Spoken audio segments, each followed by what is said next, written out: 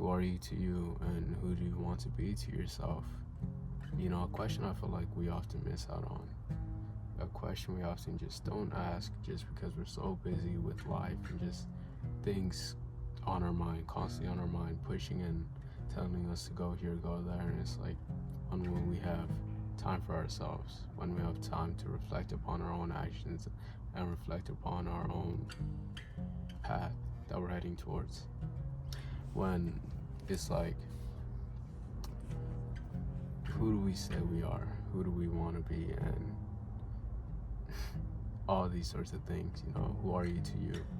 And who do you envision yourself as? And are you progressing towards that? Is it a continuous cycle of just constantly doing, and constantly moving forward to reach an ideal self that you are wanting?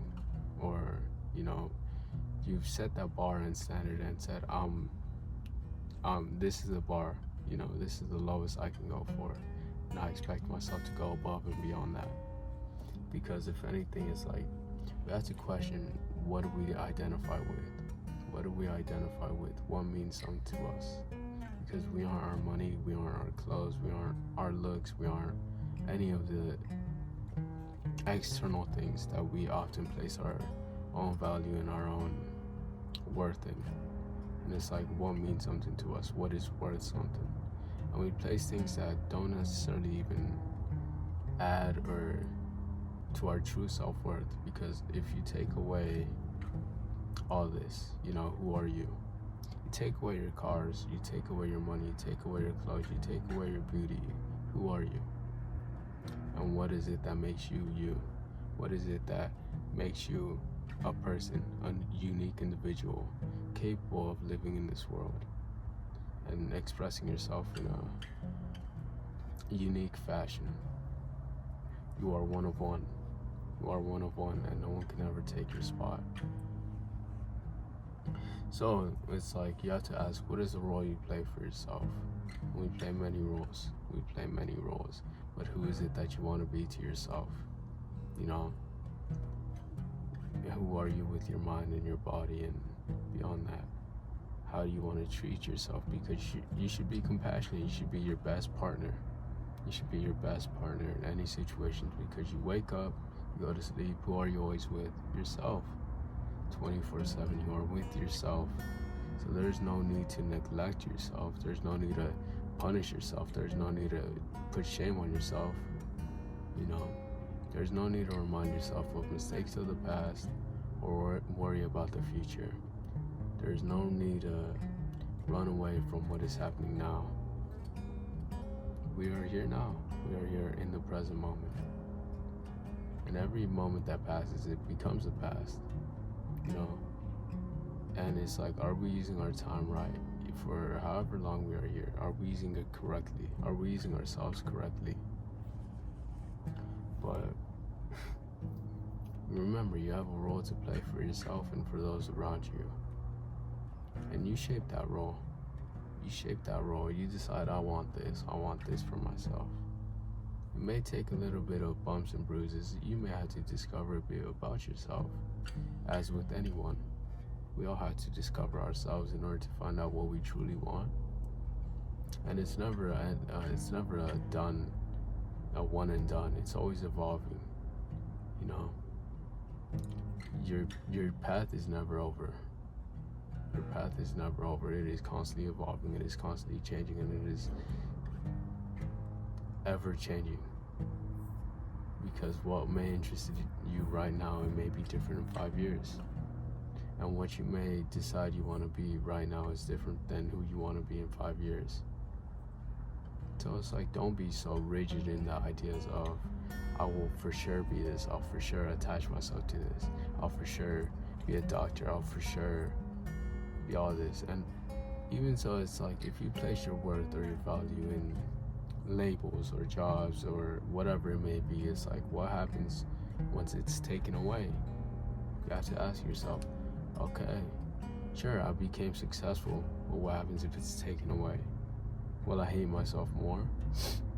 Will I say I'm worth less? Will I say my life is of no meaning?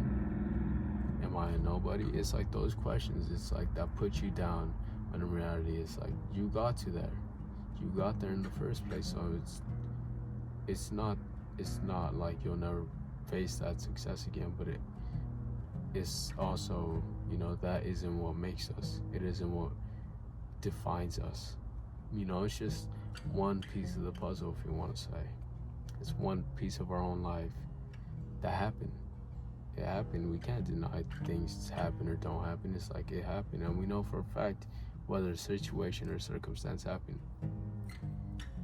And it's like that doesn't make our life entirely there. That doesn't shape us, and that is not who we say forever. Because it's like, imagine you have an idea of yourself and you keep it the same. It's like, compared to a phone, you have an iPhone 15, but you're running on the model or the iOS software that iPhone 4 had. It's like your phone's gonna be buggy and it's gonna be slow, it's gonna be buggy and glitchy. And I say that to say, it's like you think of yourself the same way you did when you were younger, when in reality you aren't the same person as you once were. You aren't that same person. You have had different life experiences. You've had different things happen to you, which you may not have realized it, but it changes and shapes your own view of the world. And even so, it's like a lot of times we have to decide it, not to restrict ourselves. We constantly have to remind ourselves not to close ourselves off, to say this isn't the end. Like, keep searching, keep looking around. Because again, it's like, how's that saying go? He who thinks the journey is over is truly lost. I believe that's how it goes. And that brings a lot of power to the fact that life is constant. Life is now constant. So, everything is for us. Everything that happens, everything that shows up, every situation, every feeling we have is for us. It is meant to either teach us or show us what we're meant to do, we're meant to become. Everything happens for a reason. I truly believe that, and we have to be open to the lessons. We have to be open to get bumping our head however many times, whether it be 100, 200, 10,000. And the more we do, the more we experience, the more times we're gonna bump our head, the more mistakes we're gonna make. And that's obvious. We're trying something new, which grows us as a person.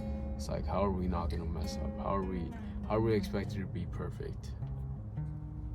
And that's something I do want to talk about in another video. Perfect. Why are we expected to be perfect or do everything perfectly? But we'll save that for another time, honestly. And it's like, it's also like, we have to experience life, and it's not easy.